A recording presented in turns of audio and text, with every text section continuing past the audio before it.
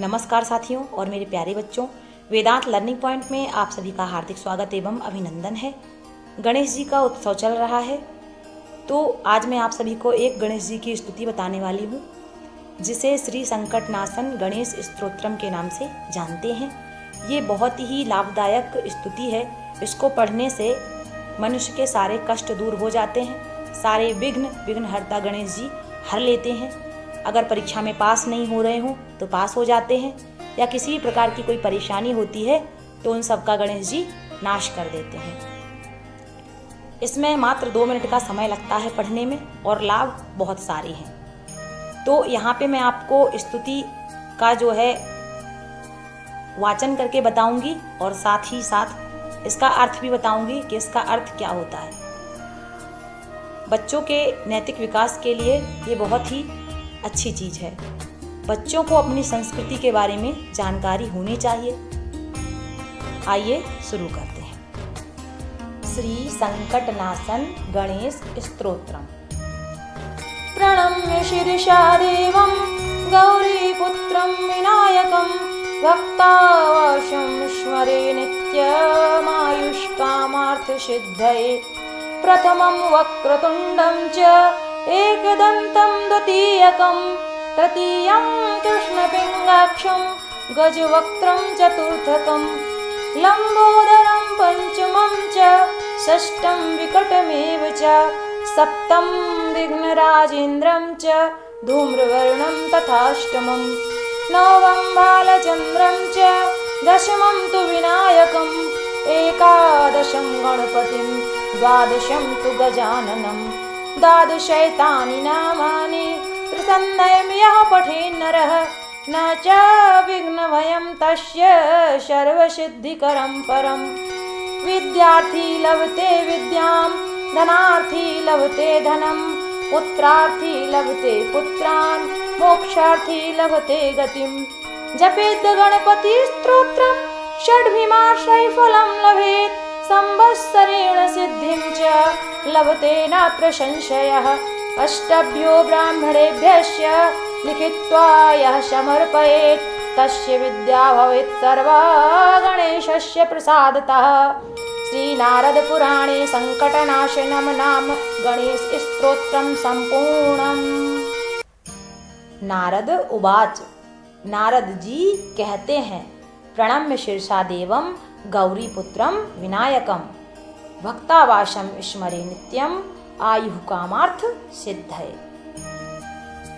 कि नारद जी कहते हैं, पार्वती नंदन गणेश जी को सिर झुकाकर प्रणाम करें और फिर अपनी आयु कामना और अर्थ की सिद्धि के लिए उक्त भक्तानिवास श्री गणेश जी का नित्य स्मरण करें। कि प्रथमं वक्रतुंडं च एकदन्तं द्वितीयकं तृतीयं कृष्णपिंगाक्षं गजवक्त्रं चतुर्थकं। पहला वक्रतुंड, दूसरा एकदंत, तीसरा कृष्णपिंगाक्ष, चौथा गजवक्त्रम। कृष्णपिंगाक्ष अर्थात काली और भूरी आंखों वाले, गजवक्त्रम अर्थात हाथी के से मुख वाले। लंबोदरम पंचमं च षष्ठं विकटमेव च सप्तम विघ्नराजेन्द्रं च धूम्रवर्णं तथाष्टमम्। पांचवा लंबोदर, छठा विकट, सातवां विघ्नराजेंद्र, आठवां धूम्रवर्ण। लंबोदर अर्थात बड़े पेट वाले, विकट अर्थात विराट, विघ्नराजेंद्र अर्थात विघ्नों का नाश करने वाले राजाधिराज। नवम भालचंद्रम च दसमम तु विनायकम। यहाँ पे गजाननम हो गया, ये गलत है, इसकी जगह पे विनायकम होगा। एकादशम गणपतिम द्वादशम तु गजाननम। नवमा भालचंद्र, 10वां विनायक, 11वां गणपति और 12वां गजानन। भालचंद्र अर्थात जिसके ललाट पर चंद्रमा सुशोभित है। द्वादशैतानि नामानि त्रिसन्ध्यं यः पठेन् नरः न च विघ्नभयं तस्य सर्वसिद्धि करम प्रभो। इन 12 नामों का जो व्यक्ति तीनों संध्याओं में अर्थात प्रातः, मध्याह्न और सायंकाल में पाठ करता है, उसे किसी भी तरह का विघ्न भय नहीं रहता है। इस प्रकार का स्मरण सब प्रकार की सिद्धियां देने वाला है। विद्यार्थी लभते विद्याम धनार्थी लभते धनम पुत्रार्थी लभते पुत्रान मोक्षार्थी लभते गतिम। विद्यार्थियों को विद्या प्राप्त होती है, धनार्थियों को धन प्राप्त होता है, पुत्रार्थियों को पुत्र मिलता है और मोक्षार्थियों को गति मिलती है, यानी मोक्ष की प्राप्ति होती है। इस संकट नाशन गणपति के मंत्र नित्य पाठ से विद्याविलासी विद्या पाता है, धनार्थी धन पाता है और पुत्रार्थी को पुत्र पुत्री तथा मुमुक्षु को मोक्ष गति की प्राप्ति होती है। जपेद गणपति स्तोत्रम षड्भिमार्षै फलम लभेत संवत्सरेण सिद्धिं च लभते नात्र संशया।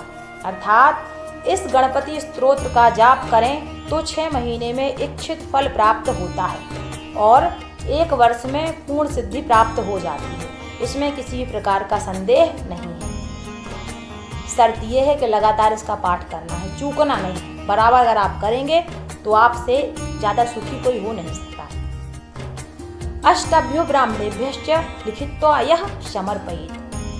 यदि आप 8 ब्राह्मणों को लिखकर इसे समर्पित कर देते हैं, तस्य विद्यावेद सर्वा गणेशस्य प्रसादतः। यानी कि जो पुरुष इसे लिखकर 8 ब्राह्मणों को समर्पित करता है, गणेश जी की कृपा से उसे सब प्रकार की विद्या प्राप्त हो जाती है। इति श्री नारद पुराणे श्री संकटनाशन गणेश स्तोत्रम संपूर्ण। इस प्रकार से नारद पुराण में लिखा हुआ श्री संकटनाशन स्तोत्र संपूर्ण हुआ। आपने इसके लाभ देख लिए। गणेश उत्सव चल रहा है, आप इसे डेली पढ़िए, भगवान जी की प्रार्थना कीजिए और अपने जीवन को कृतार्थ करिए।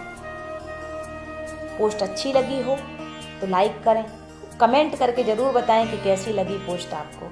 गला मेरा बहुत अच्छा नहीं है क्योंकि बैठ जाता है अक्सर। बच्चों को पढ़ाने में आप सभी का धन्यवाद। आप सभी का दिन शुभ हो।